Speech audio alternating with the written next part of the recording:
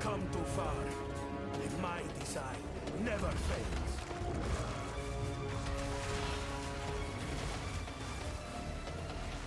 Fractured space.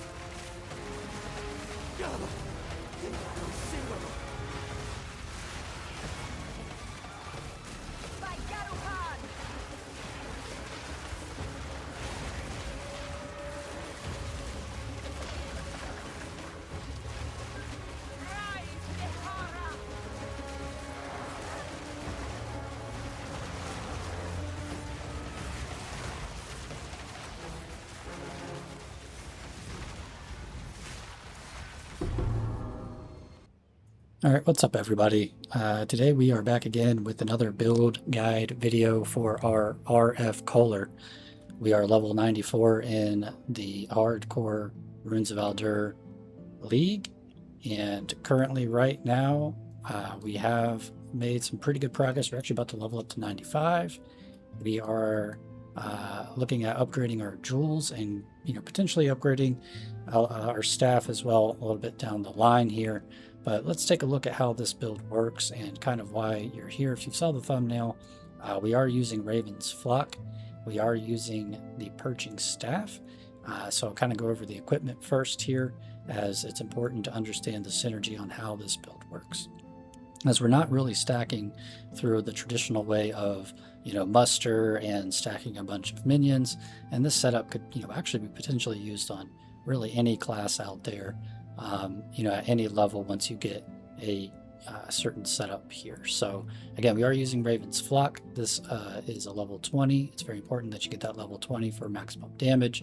We go ahead and socket in this Zipocados for the minions, deal 40% more increase damage with command skills. And this is nice for the Mad Flight, and of course we are rocking a command build with Deception and Brutality for our single target. Outside of that, the minions deal 102% increased damage up to 120. This is nice. We can throw a couple divines at it to try to get this perfect rolled.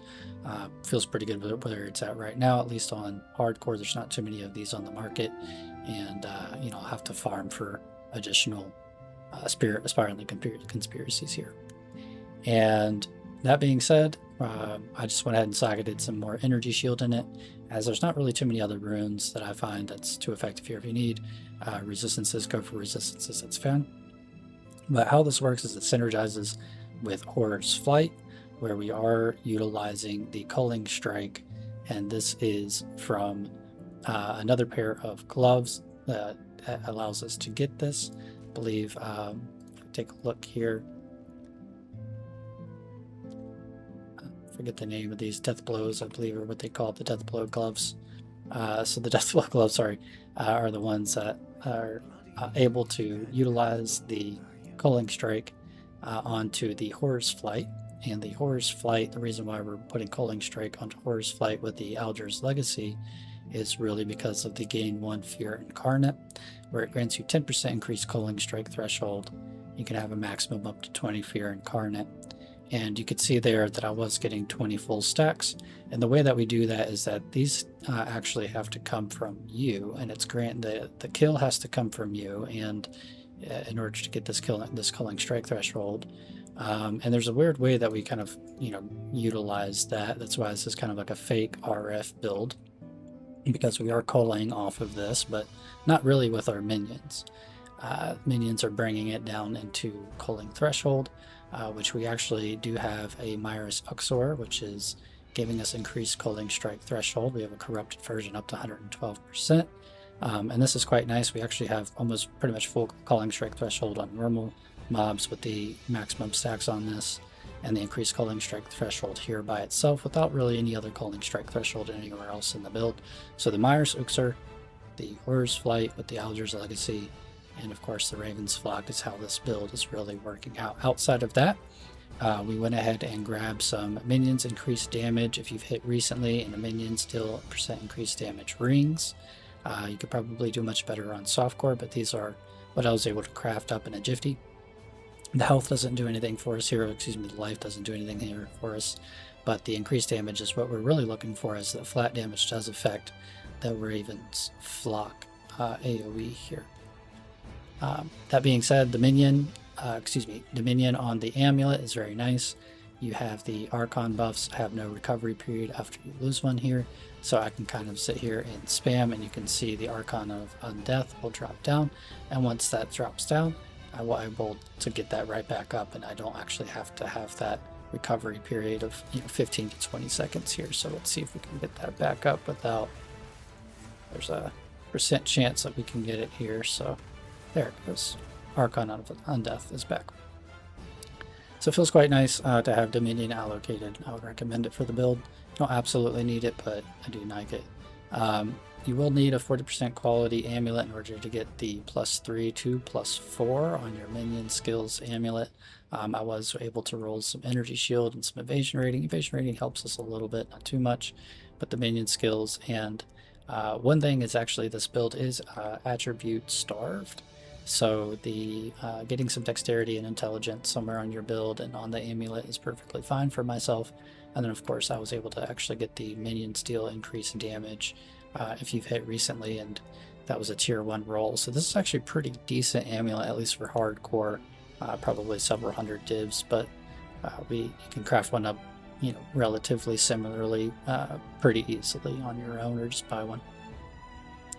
And then we do rock a focus with this as well, so that's part of the reason why we went Disciple of Varasha, so we can just get a couple extra minion skills here. You do have to get this on the Desecration. You can't really get it any other way, so you just have to keep desecrating and hope for the best. So we got some resistances, some nice energy shield on that, and plus level to all minion skills, which again is the most important thing there. For the boots, movement speed, again, resis. We are actually somewhat resi starved as well. We could definitely get more, but I'd like to be overcapped for the purposes of hardcore lightning. If we sit in some curses, or if we sit in some ritual smoke, that can be detrimental to us. But something to keep in mind, that you'll definitely want some more resistances. And of course, you'll be able to get that no problem on softcore if you play softcore. And the belt is actually quite nice that I have here. We do have the deal increased damage with command skills. That's important. The life doesn't do anything for us. Movement speed actually doesn't really do anything for us either. But the area of effect is actually quite nice, as it does enhance the area of effect of the ravens. It enhances the area of effect of your skills as well. So overall, pretty simple build. You really just slap on, again, the Horror's Flight, the Raven's Flock, the Myers Uxor. You stack some minion skills and some minion damage where you can, and you go to town. Really, at the end of the day, it's more than enough to clear pretty much all content in the game. I haven't really thrown this at Pinnacles. I haven't, not Pinnacles, Delirium. I haven't thrown this at Simulacrum, right? But, ultimately, we're pretty tanky with 9.2k energy shield and Rocket Disciple of Varashta. So taking a look at the skill setup for the deception skills here, Kalari's Deception and Kalari's Brutality. We do rock Armor Break. We've got Hulking Minions, Concentrated Area, Bidding 2, and Kurgle's Leash. And it's pretty simple and self-explanatory there why we would go with that. The minions from supported skills are gigantic, actually doesn't affect our spirit at all, so that's actually quite nice. And Spiraling Conspiracy, kind of the name of the game here. So we actually have like relatively low on hit DPS sitting in the base, but it gets 5% more, and we do get some increased damage on that. I've actually seen it get up to like 60,000-70,000 damage while we're mapping, which is actually plenty to clear any trash mobs or get blue mobs down to culling range fairly quickly, and really kind of assists you as well during boss fights. It's nice chip damage to have. So the Spiraling Conspiracy is quite nice. Also, the Mad Flight does quite a lot of damage. This is what you see on the tooltip here, the 17,000.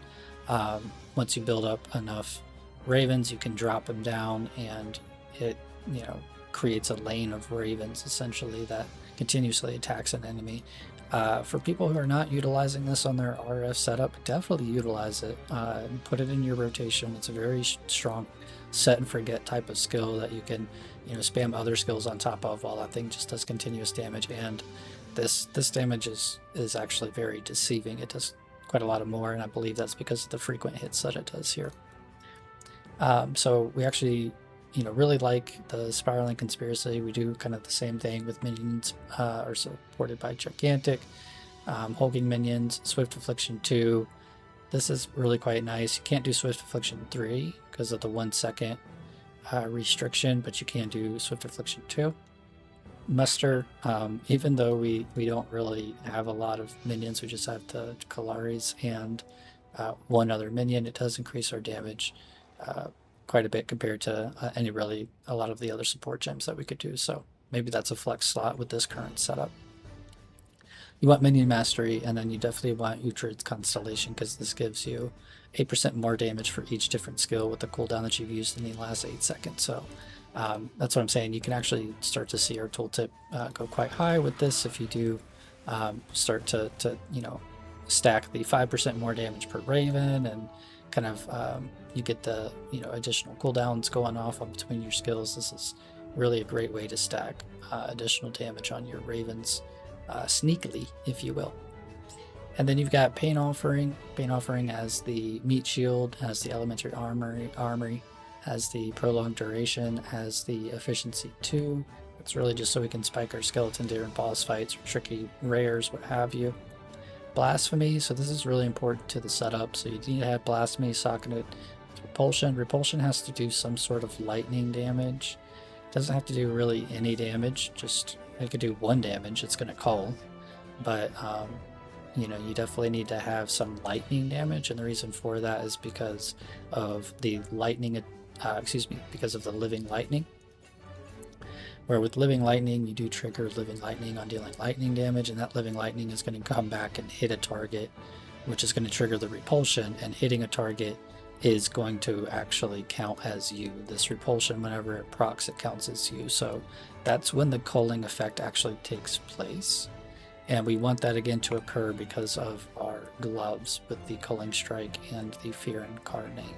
If you do set up Culling Strike on your other minions, you're not going to get the stacks of the Fear Incarnate, and it's just not going to work out, unfortunately, with the Mad Flight, because they do not hit as well. So just keep that in mind. This setup is actually kind of really important to how we are sneakily achieving Culling Strike in an area around us that just so happens to be the same area around us as the Raven's Flock, which just so happens to feel just like you're doing like a ton of damage, even though you're really not in terms of tooltip. And we do Withering Presence and stack that with Duration, because this is actually the Spiraling Conspiracy. This is actually chaos damage per second, and so this helps us with the chaos damage per second. Does a little bit more chaos damage, so it's quite nice. Convalescence for an oh crap button, and then the Skeletal Cleric again, just to kind of stab that there. And as we can see, those are just really socketed with our basics here with Meat Shield and Last Grasp, Essence Harvest, and so on. So really simple build in the grand scheme of things. Here are my jewels. I just have some maximum energy shield, I have some minion damage, try to focus on mana per kill as well, and mana regeneration, as we do get somewhat mana starved once we're spamming our command skills, but that's quite all right. When we take a look at the tree as well for our pathing, really just come up here, try to grab as much energy shield as possible. We do try to just grab as many of the command skill nodes as possible as well. We do grab this Puppet Master, which is very important. We do grab the Archon of On Death when you use command skill, and that's again paired with the minion. You can also go ahead and get your Invigorating Archon, which gives you movement speed and elemental resistances while you're in that state, so you should always be a little bit faster when you've got that Archon buff going off as well. Take some of the minion damage nodes over here. We do take the cooldown recovery effect and the recovery rate and the increased area effect here. Increased Spirit just to help us out for a little bit, and Presence area of effect, which helps out as well. So overall, the tree's very simple. Again, very basic. Jewels actually don't have the fancy well crafted jewels. These are just, you know, I found some good ones and slapped, you know, one of the deli instills on it, called it a day. So we do, you know, again, kind of come over here to the right. We take the Kalari's Tainted Sands, we take the Deception. These are really nice for critical weakness and just having, you know, some really great single target. And they actually synergize quite well with the Mad Flight in terms of the set and forget, because you want to kind of spam these two while you have one skill just sitting there doing a lot of damage. We do take the Instruments of Power so that you can equip the focus while wielding a staff. And we do take, of course, Sacred Rituals, and this is how we are getting a good bit of physical damage reduction. So if we take a look here, 9,238 energy shield, and that's about 61% physical damage reduction. I don't think I highlighted the chest. Chest is mids. We could throw some whittlings on it. I do try to get the hits against you have reduced critical damage bonus, because that's quite nice when you're rolling high tier mobs. If you can get that to 100% with another corrupted and jewel socket, or even additional, you know, nodes in the tree. And then also I do like this wording fetish as well. So you get 30% reduced effective curses on you when, and then, you know, some like more energy shield from focus. So you can take these two nodes next to it, and you actually get quite a bit of reduced cursed effect. And if I wanted to, I could, you know, triple socket this or sacrifice the socket for that rune that allows you to get essentially another 50% cursed effect reduction. So no curses in maps affecting you, and none of the, you know, hopefully you can get your crit damage bonus reduced as well. No crits affecting you. So overall it would be a pretty tanky build, you know, even with, you know, the relatively decent energy shield and physical damage reduction, and really just relying on combo lessons there to get your energy shield back. So, you know, we do have some of the damage taken from Mana Before Life just because of our chest piece, and I think one of the other jewels gives us a little bit here as well. So kind of just adds to the tankiness that we have here. And we do go CI for the, of course, the immune to bleed and so on. The Leviathan's Spirits is nice to have just to keep our mana topped off. As you can see, the regen, you know, doesn't even really affect us here too much. And then the Fall of the Axe is really the only unique charm that you need here, just so that you get Onslaught whenever you get slowed. And so yeah, that's the build. You know, we showed off a little bit of a demo at first. I don't really want to go and jump into a map right now. I'm going to go jump into doing Bodok, the Arbiter, and Tansmagu. Those are the last 4 bosses that this character has. And then after that, I might try, you know, a couple 200% Deliriousness and Simulacrums to kind of call it for the season, and hopefully see what the Event League or, you know, whatever this reset or economy, new reset economy might come with. You know, hopefully it's a PvP focused league. That's what I'm hoping for, is some sort of, you know, rampage, ruthless on the beach. Everybody's, you know, fending for themselves type of situation. But we'll see what they do. Again, we are almost to 95 on our Disciple of Rashta here, having fun, and are cleaning up our objectives this league. Peace.